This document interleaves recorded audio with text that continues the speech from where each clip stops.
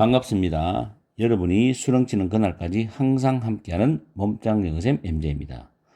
오늘은 수능 특강 영어 16강의 6번 지문을 가지고서 문법을 간단하게 살펴보고 순서를 잡아보겠습니다. 자, 박스에 먼저 보시면 박스의 문장 구조 괜찮아요.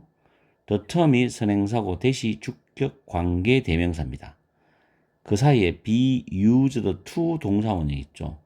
동사하기 위해 이용되다란 표현이죠. 이때 used가 pp죠. 뒤에 to 부정소입니다. 그리고 the way라는 단어 뒤에 in which 다음에 완전한 문장이 온다고 반복적으로 많이 강의해드렸어요. the way 다음에 in which가 올 때는 이 in which를 한 단어 대수로 바꿀 수가 있어요. 그러나 the way how는 절대 같이 쓸 수가 없다. 왜? 둘 중에 하나만 사용해야 되기 때문에. 그게 영어의 규칙입니다. 그리고 뒤에 완전한 문장인 것을 여기서는 파악할 수 있는 방법은 동사가 수동 형태다. 보통 동사가 수동 형태이면 완전한 문장으로 여깁니다. 그리고 인위치는 생략도 가능해요. 그 다음에 A번 단락에서 뒤에 첫 줄 끝에 itchy, squashy 각각의 호박이란 단어가 나오죠. 이게 C라는 단어의 목적으로서 선행사로 빠져나가면서 문장이 주어가 됩니다. 그리고 is given이 동사고 수동 형태죠. 그 다음에 두째 줄 끝에 보면 so that 다음에 what절이 주어절입니다. 그 안에서 what이 다시 주어고 동사는 수동 형태입니다. what절이 주어기 때문에 동사가 지금 단수가 되어 있죠. is. 그 다음 B번 단락에서 첫 줄 중간에 has been attended to인데 attend to가 뭐뭐에 주의를 기울이다라는 표현입니다. 그래서 현재 완료 수동 형태가 되어 있죠. 다음 세 번째 줄에 the amount of effort and detail 선행사가 되죠. 그래서 뒤에 대시 주격 관계 대명사고 동사는 was processed란 B 플러스 PP 수동 형태입니다. C번에 호박이라는 단어가 선행사고 대시 주격 관계 대명사 나오고 다음 줄에 or 다음에 대절 관계 대명사절 병렬로 또 나왔죠. 둘 다 주격 관계 대명사 절입니다. 병렬 구조. 그리고 10번의 셋째 줄을 마지막에 중간에 보면 부사로서 아마도란 likely가 보이죠. 부사입니다. 앞에 would 조동사, result가 본동사가 되겠죠. 자, 이렇게 해서 문법을 살펴봤고 내용으로 들어가겠는데 이 지문은 인코딩과 기억 형성에 대한 글입니다. 그럼 인코딩이 뭐냐?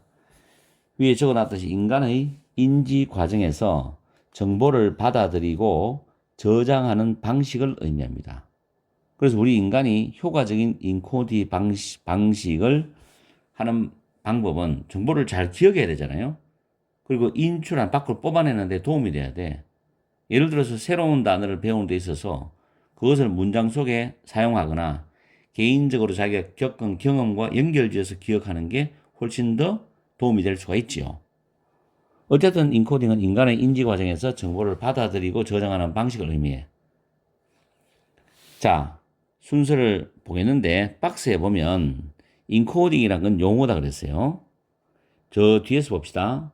정보가 기억 속으로 입력이 되는 그 방법을 설명하기 위해서 가장 자주 사용되는 용어가 인코딩입니다. 정보가 기억으로 입력돼서 나중에 이제 밖으로 인출이 돼야 되겠죠. 자, 그럼 A번에 보면 예를 들어서 나오고 suppose라는 단어가 예시입니다. 예시. suppose 보면 예를 드는구나 생각하시면 돼요. 여러분이 겨울 호박을 찾기 위해서 한 농산물 직판장을 쇼핑을 하고 있다 라고 가정해보자 이런 뜻이 나왔어요. 근데 B번에 보면 once an object, item or event has been attended to가 나와요. 일단 사물이나 물품이나 또는 사건이 주의가 기울여지게 되면 결론은 뺄게요. 그것은 유효한 후보이다. 기억 속으로 인코딩 되기 위한 유효한 후보이다는 말 나왔어요. 그러면 위에서 첫 줄에 보면 인코딩은 이런 용어다란 말 했죠. 그러면 인코딩에 대한 기본적인 그런 정의에 해당되는 내용들은 던져주고 그 다음에 예를 들어주고 그 다음에 과정을 거쳐서 결론으로 가야 됩니다. 이야기 스토리가. 그러면 A번보다는 B번이 훨씬 더 출발 스타트가 좋다는 이야기예요. 근데 C번 해보니까 however 다음에 만약 여러분이 우연히 호박을 보게 된다면 이런 뜻이 나와요. 그러면 C번은 우연히 호박을 보게 되는 거고 A번은 호박을 찾기 위해서 농산물 집판장에 들어가서 쇼핑을 한다는 거예요. A번은 의도성, C번은 우연이야 말이야. 그럼 A번이 나오고 C번이 나와야 이야기 흐름이 맞잖아, 스토리가. 순서가 맞죠? 생각해봐도. 그럼 일단은 AC로 가는, 끝에는 AC로 가. 그러면 제일 먼저 일단 인코딩에 대한 기본적인 방향은 잡아줘야 돼. 그게 B번이란 말이야. 그래서 가봅시다, B번에. 다시 한번 더. 일단 사물이나 물품이나 또는 사건이 주의가 집중되게 되면 그 사물은 기억 속으로 인코딩하기 위한 유효한 후보가 되겠죠.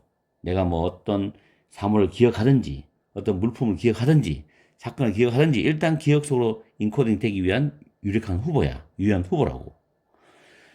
그 다음에 그 인코딩 처리가 뭘 만드네요? 심적 표상, 그대로 외우세요. 심적 표상을 만드는데 뒤에 보면 주의 집중을 바이어는 통하여 처리되는 그런 노력과 세부사항의 양이죠. 내가 주의를 기울여 가지고 머릿속으로 막 처리를 해. 그런 노력과 세부사항의 양을 기반으로 인코딩 처리는 심적 표상을 만들어내는 거예요. 기억에 딱딱딱 뇌에 꽂힌단 말이에요. 그죠?